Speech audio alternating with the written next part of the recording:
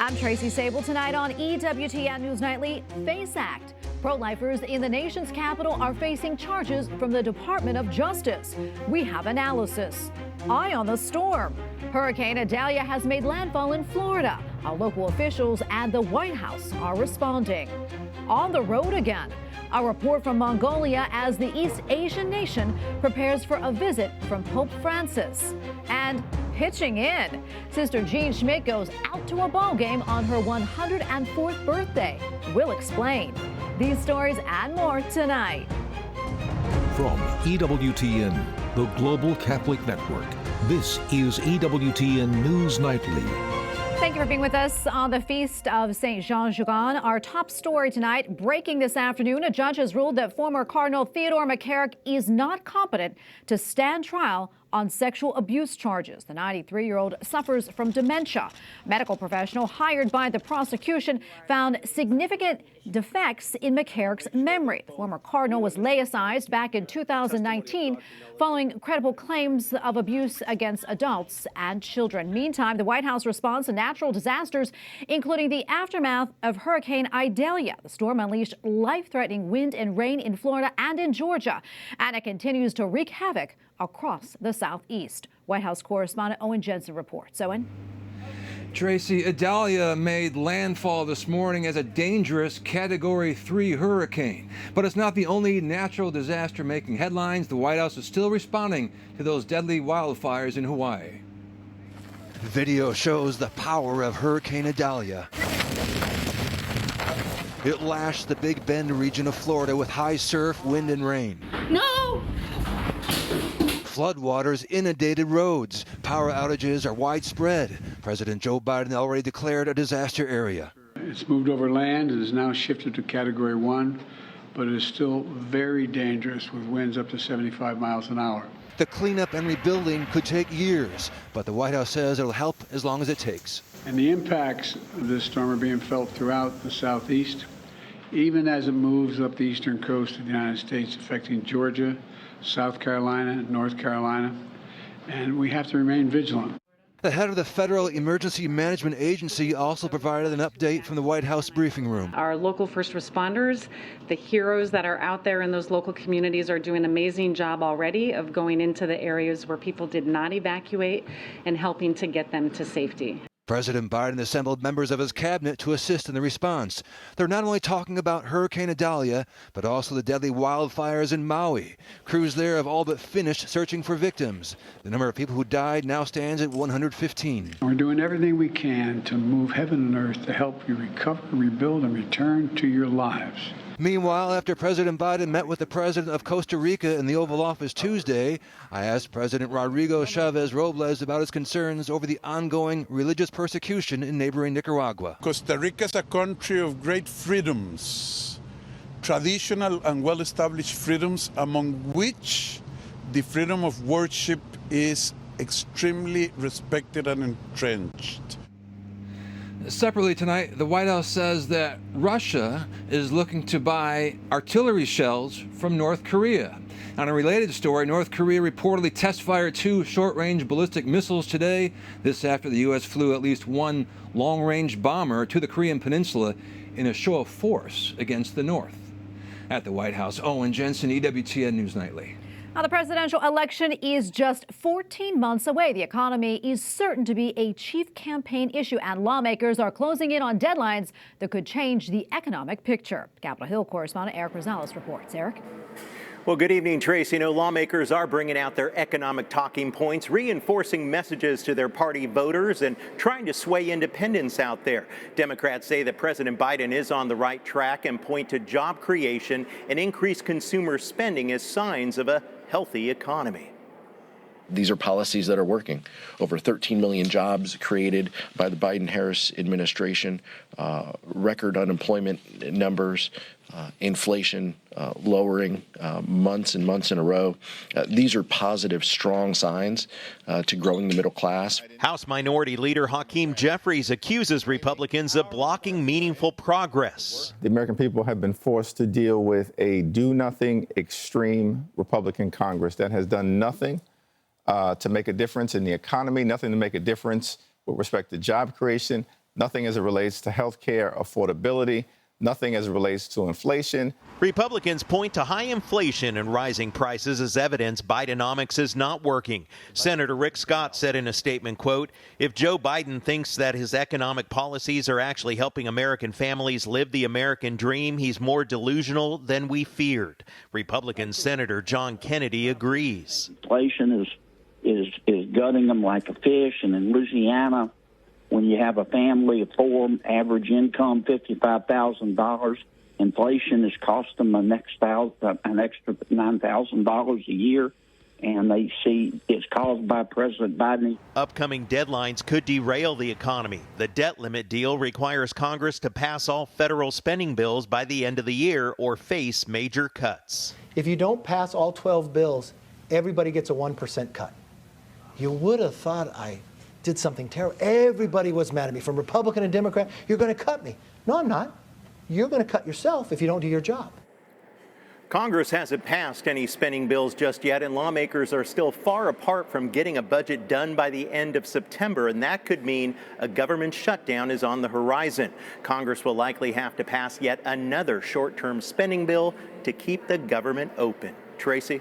And Eric, I also understand there is some concerning news regarding Senate Minority Leader Mitch McConnell. Apparently had another scary moment today. Tell us what happened. That's right. Senator McConnell did freeze up once again while answering questions from the media. This happened in Covington, Kentucky. His aide actually had to step in and escort the 81-year-old off of the mic. And you may recall Leader McConnell had this happen to him. A similar experience right here in the Capitol during a news conference back in July. This is certainly stirring up questions on whether or not the GOP might possibly have to pick a new leader. Tracy? Thank you so much, Eric. We're praying for him. All right, 5 pro-lifers in Washington, D.C. have been found guilty of violating the freedom of access to clinic entrances, also known as the FACE Act. If convicted, they face up to 11 years in prison and a fine of up to $350,000. The pro-lifers are part of the group Progressive Anti-Abortion Uprising. The charges stem from an incident in October of 2020 in which the protesters blocked women from accessing an abortion business in the Foggy Bottom section of the nation's capital. The group plans to file an appeal. And we go now to Margaret Olohan, senior reporter for the Daily Signal, who has been following this story right from the beginning. Margaret, great to have you back on. Okay, so for those who really aren't that familiar with this case, tell us a little bit more about this incident that took place and where the protest happened, that particular abortion business. Yes, so thanks for having me on, Tracy. This is an incident that happened in October 2020. It's what they call a rescue, these pro-life activists, where they try to block try to block women from getting abortions to save the babies that day.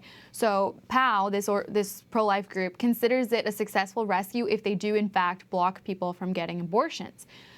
Now, the Department of Justice has said that as a response to the overturn of Roe v. Wade, they were going to use the FACE Act to prosecute more people. Now, this incident happened 2 years before, but we saw an increase in the Department of Justice's prosecutions of FACE Act violations heading up to the overturn of Roe, especially after the Dobbs leak. In March 2022, that's when the DOJ brought these charges against the pro-lifers, and Lauren Handy, who happens to be one of these pro-life activists, also was implicated in the discovery of a box of fetal remains outside the same abortion clinic in Foggy Bottom. She brought these fetal remains to light. They shone a lot of light on the situation of abortion in Washington, D.C., where there are no laws restricting abortion.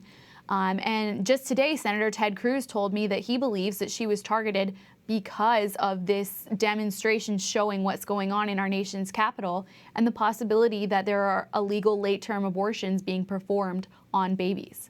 And Margaret, I know you also have another update regarding this. Yes, I do. So we actually asked the Metropolitan Police Department yesterday. We said, are you investigating Dr. Santangelo, this notorious DC abortionist? And we said, are you investigating his clinic? DC police told us, yes, they are. They didn't provide any more details, but my understanding is that DC police have actually been conducting a decently thorough investigation of this abortionist and of the practices that he's carrying on in this Foggy Bottom abortion clinic, where pro-lifers believe that he performed illegal partial birth abortions on unborn babies and killing them in very, very grotesque and horrible ways that are illegal in the United States. I want to switch gears here. I know there's a major case regarding the transgender movement in schools. Out in California on Monday, the Attorney General in California filed a lawsuit against a local school district for its policy requiring teachers to notify parents if their kids identify as transgender. In addition, teachers must also notify parents if that child uses a name or pronoun that's different from what's on their birth certificate. Mary Margaret, what else can you tell us about this particular case? Well, it's very interesting because this isn't like they pulled this out of thin air. We have cases where young people have been kind of seduced into this gender ideology, gender transitions in school. Their parents haven't been told. And tragically, I'm thinking of the case of Yaley Martinez, a young girl who threw herself in front of a train because she had gone down this path to transition, which she found ultimately was not satisfying her, and she was still incredibly unhappy. Her mother tried to fight back against the school district and to say that she still deserved to be in charge of her child, but ultimately the state took her child away from her, and Yaley threw herself in front of a train as a result of her transition. So these are the types of stories that parents are going off of when they say they want to have control of their children's education, when they say that they want to have notification if their child is identifying as another gender in school or going by another name in school. And yet California is trying to say, no, parents shouldn't have that option. That's discriminatory, and it will somehow, endanger a child if their parents know that they're going by another name or pronouns. Well, no, parents want to have the option to say to their child, I actually think that you should wait to get any kind of surgical or hormonal or even social gender transition. We should wait, we should talk about it. Parents are ultimately in control of how this goes with their children. And California doesn't want them to be. Okay, we're going to leave it right there. Mary Margaret, always great to be with you. Thank you so much for your insights. Thank you. We have a lot more still to come here on EWTN News Nightly, including heartbeat bill, analysis of a pro-life measure in South Carolina, and building virtue. Pope Francis tells the faithful how we can persevere in times of suffering.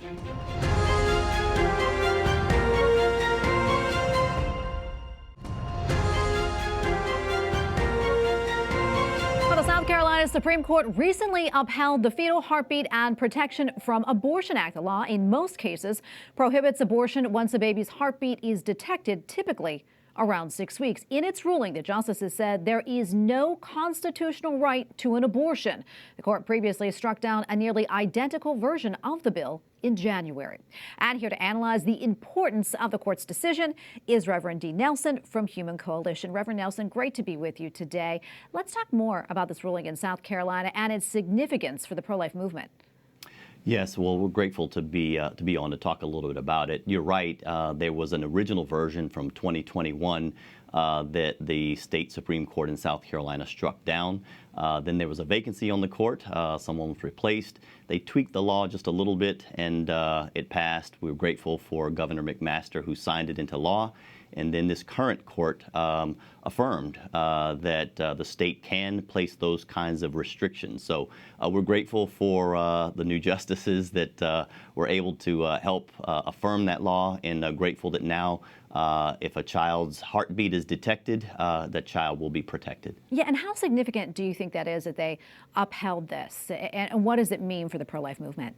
Well, it's huge. I mean, we have seen multiple states that have done similar things where not only are they protecting children with restrictions on abortion, but they also did a few other things where they this bill protects or affirms fathers to biological fathers to pay child support, and it also did, as some states have done too, affirm that a woman who participates with an abortion should not be prosecuted, and that's something that Human Coalition has always affirmed. Our mission has always been to protect children, but also to serve women, and we've done that around the country, and there have been similar states that have done the same thing with laws, like in Texas, with them affirming and approving more funding for their alternatives to abortion program.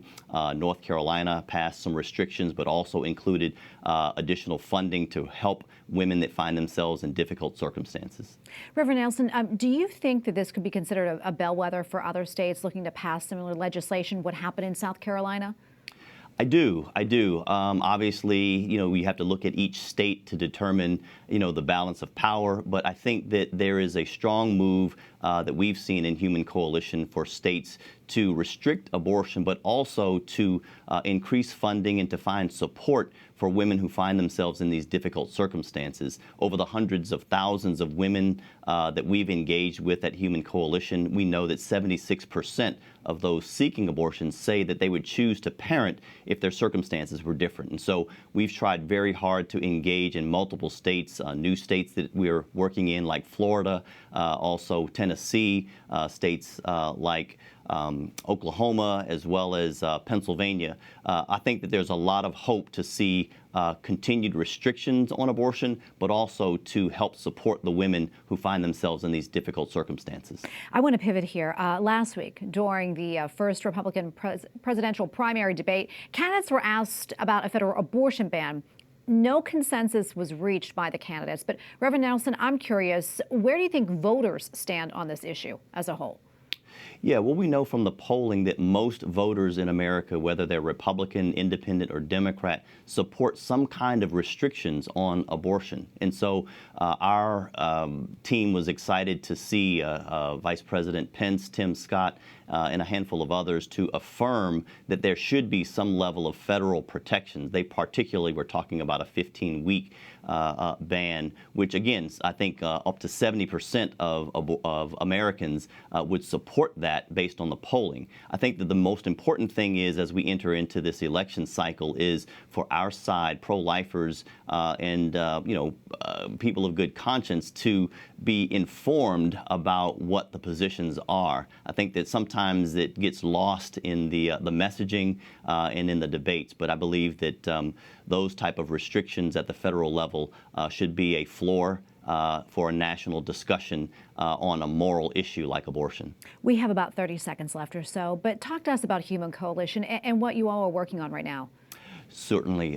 Human Coalition is a nonprofit organization. We say our mission really simply is to make abortion unthinkable and unnecessary. And we, in the recent years, have done a great job of partnering with states, not just to restrict abortion, but also to find funding to help women who find themselves in these difficult circumstances. As I stated earlier, 76% of women who are seeking abortion say they would choose to parent if their circumstances were different. And so we'll continue those efforts across the country, working with pregnancy centers and other organizations and states to find ways to protect preborn children, but also to serve women who find themselves in these circumstances. Reverend Nelson, thank you so much for everything you do. Thanks for being with us. God bless. God bless you. Thank you so very much. Up next on EWTN News Nightly, play ball. What one religious sister did just a few days after turning 104 years old. Plus, a preview from Mongolia of the Holy Father's trip starting later this week.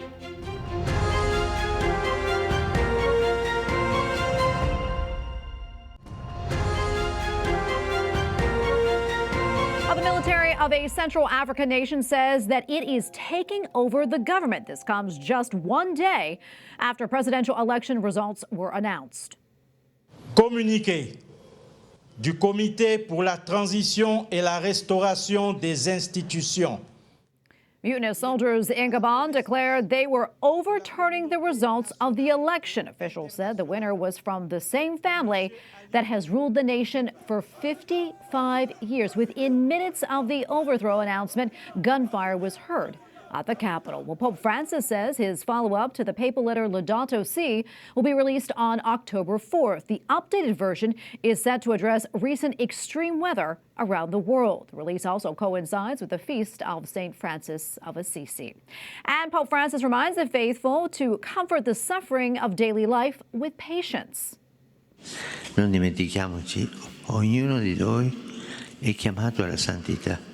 At his weekly talk at the Vatican, the Holy Father used the example of the 17th century saint, St. Katari Takakwitha, saying that she overcame challenges by opening her heart to Christ. And that's a recipe for anyone that they can use. The Lily of the Mohawks lost several family members to disease and was shunned after converting to Christianity. Yet she took time to teach children how to pray and cared for the sick and the elderly. Also at the Weekly Talk, the Holy Father invited the faithful to pray for his upcoming trip to Mongolia. In his remarks to Spanish-speaking pilgrims, the Pope asked for prayers for the trip that starts tomorrow night. He'll spend 4 days in the Asian nation.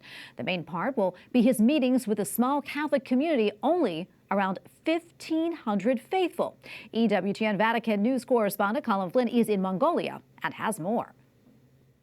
A very good evening, Tracy, from Mongolia. Since we last spoke to you a number of days ago, we have been continuing our tour across this incredible country. We spoke to you from the capital, Ulaanbaatar, the last time. We have traveled 7 hours into the countryside, into a rural area of the country where we met with a nomadic herder family. Now, this family invited us into their home, which was a traditional gyr. This is the tent where they live. And they have been herding for generations. It was incredible, Tracy, to sit there with the family in their home. They showed us their small Buddhist temple and the gods they pray to. They gave us great Mongolian hospitality with the freshest horse milk they had, and so on. But Tracy, what was incredible about talking to them about their lives and their way of living was when we talked about Pope Francis's upcoming visit, we asked them had they heard of the Catholic Church or Pope Francis, but they said something that we have heard echoed again and again traveling throughout Mongolia. They weren't aware of it, and they said we have never been or go to those foreign churches. That is how the Catholic Church is viewed by the majority of the population here in Mongolia, that it is a foreign church coming into a land where the majority of people are Buddhists or shamanists. Now, with Pope Francis's upcoming visit, it is hoping that that may change a bit in the country, because after we were with that herding family, we went to visit Father Dido. He is in a parish close by where they actually celebrated Sunday Mass in a traditional gear. The church in that community is not in a building like you or I would know at home. It was in the traditional tent, the style of the Mongolian people. And after Mass, we sat down with Father Dido. He is a missionary priest here. There are only 2 Mongolian priests in the entire country.